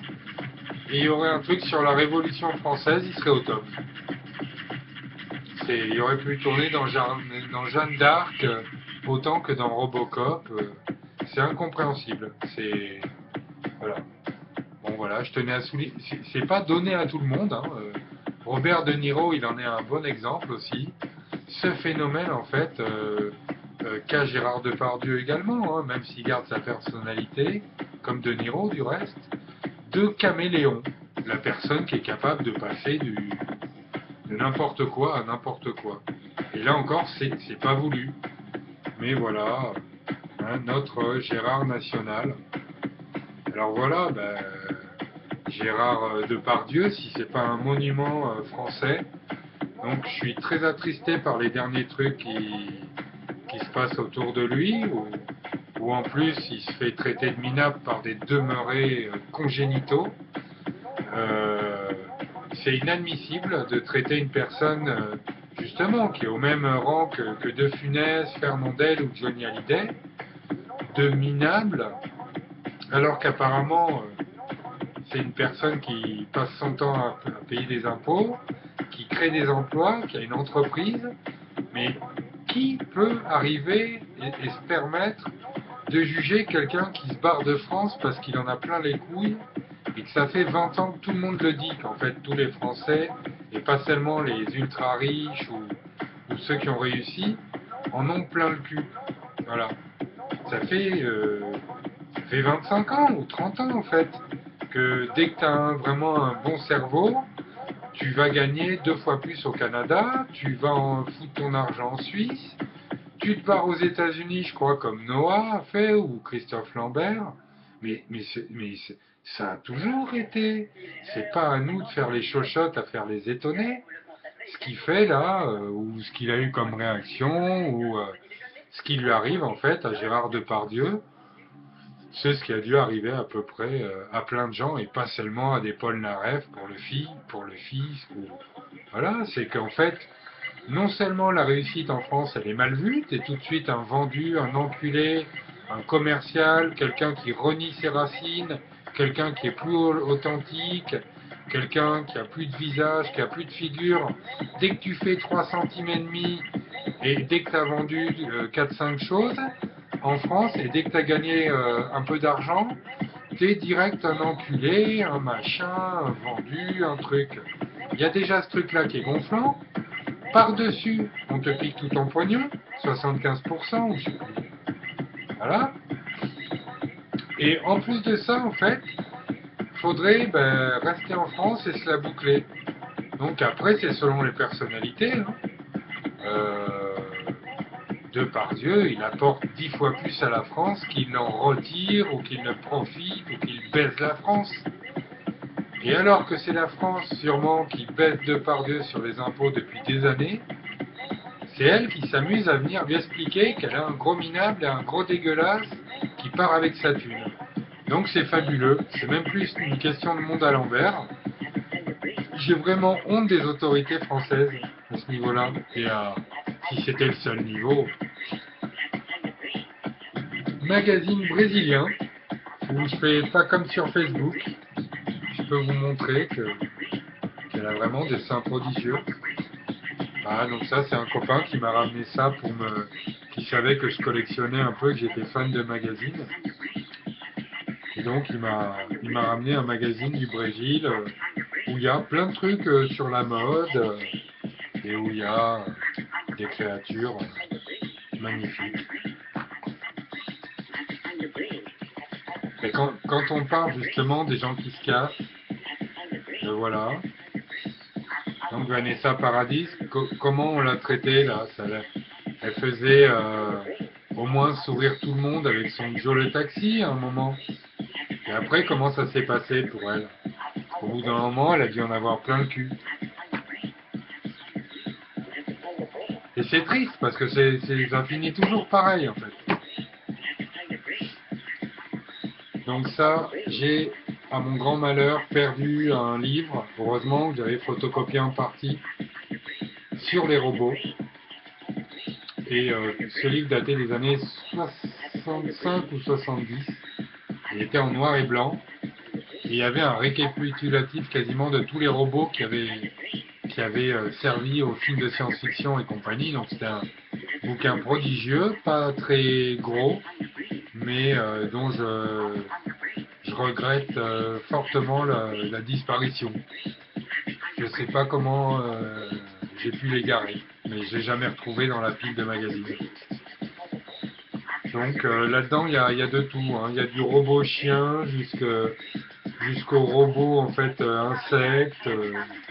Il y a vraiment tout. Il y a des manières aussi pour faire des piles et des jouets en fait totalement bio qui fonctionnent avec un citron. Voilà, donc les robots. Est-ce qu'une partie de nous va devenir progressivement, à force de se servir de robots, des robots? Ça pourrait être une des questions. Et les robots eux-mêmes vont-ils continuer à avoir une place prépondérante dans notre société? Autant virtuellement, mentalement que éthiquement, que matériellement dans une usine pour construire des voitures. Je crois qu'on a mis en fait le doigt dedans. Donc maintenant les robots, je crois qu'on est parti, comme dit Dieudonné, pour un bon tour de grand 8 et qui est loin d'être fini. C'est pas un robot chien ou un robot ou une poupée en silicone sextoy qui vont être l'aboutissement des robots. Les robots, en fait, ça va pas s'arrêter. Et notamment, on voit qu'au niveau des drones et des robots espions, on voit un petit peu le type d'utilisation militaire qu'on peut faire quand on peut diriger des objets sans risquer la vie de pilote ou d'être humain à l'intérieur.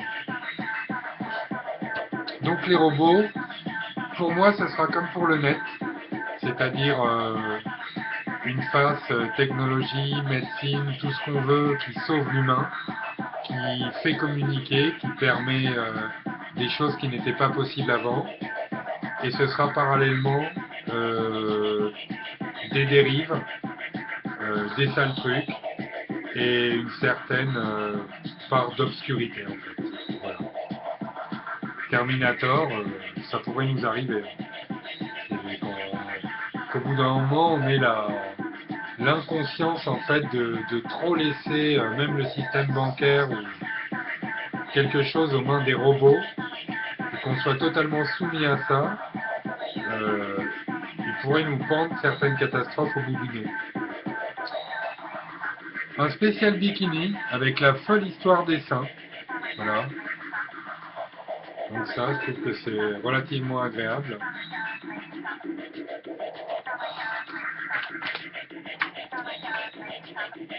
Donc c'est Max, hein, donc pas mal de pubs quand même. Voilà. Et des bikinis totalement sans pitié, comme on peut le voir. Alors voilà, un petit Man Movies. C'est toujours agréable. Avec le Grand Prix de Gérard Damer, donc du film policier. Le soir, il nous a montré la mallette. Ah non, le film policier, c'est Cognac. Après lui, ben là on a Il.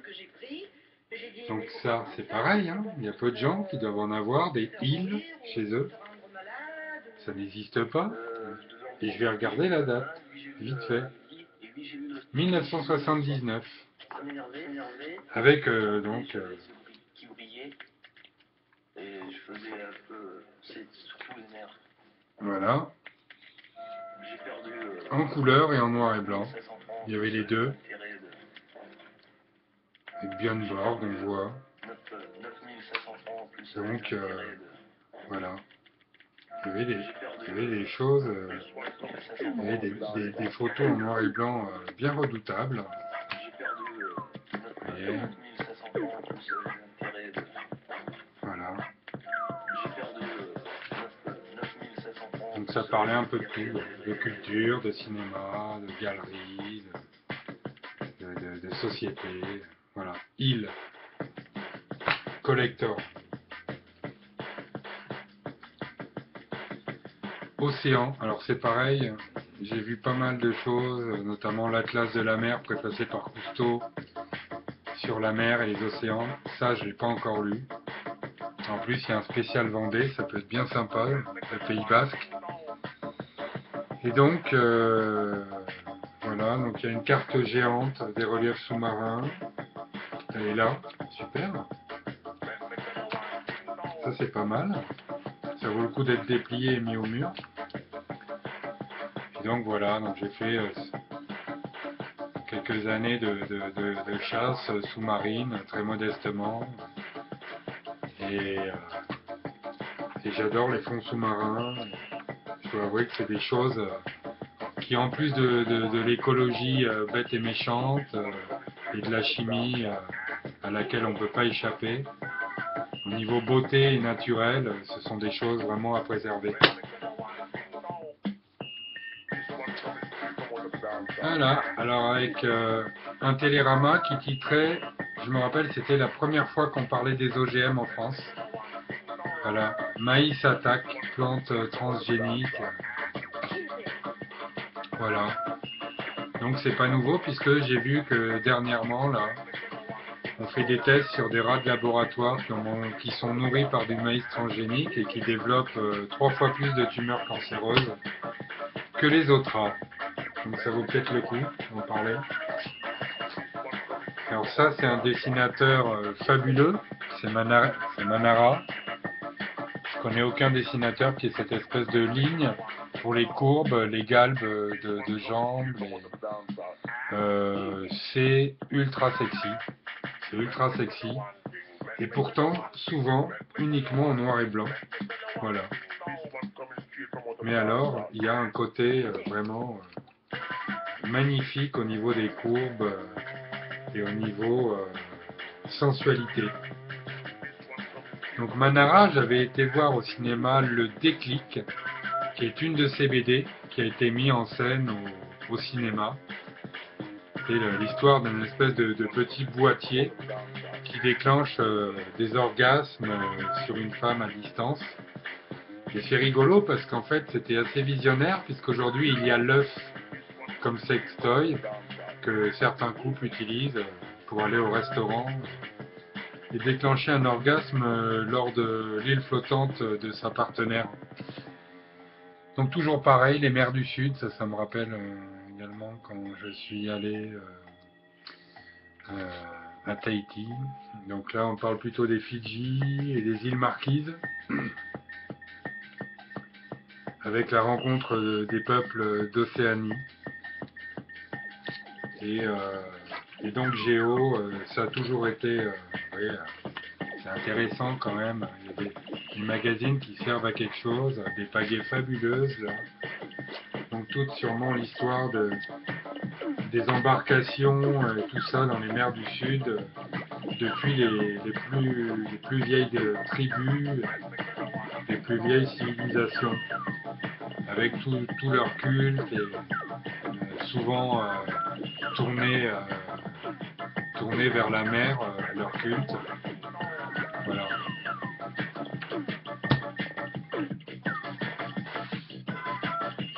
Alors ça, il est un peu déchiré. Comme moi là, je fatigue un peu. Alors en fait, le spectacle du monde, j'en ai trouvé que 2. Et dans la poubelle d'une entreprise de cinéma.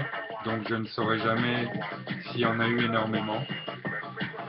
Toujours est-il que c'est un magazine de photos et d'articles qui traitait de tout, de l'actualité, de la société, de la politique, de l'armée, pas mal de politique quand même, parce que ça traite du monde à la base. Et il y avait souvent des civilisations, les Incas ou d'autres, qui étaient traitées comme sujet. Donc voilà, donc ça, vraiment je ne sais pas si ça se trouve encore, à part Opus de Saint-Ouen, donc le spectacle du monde. J'en ai trouvé que 2, l'autre il est sur Hiroshima, je crois.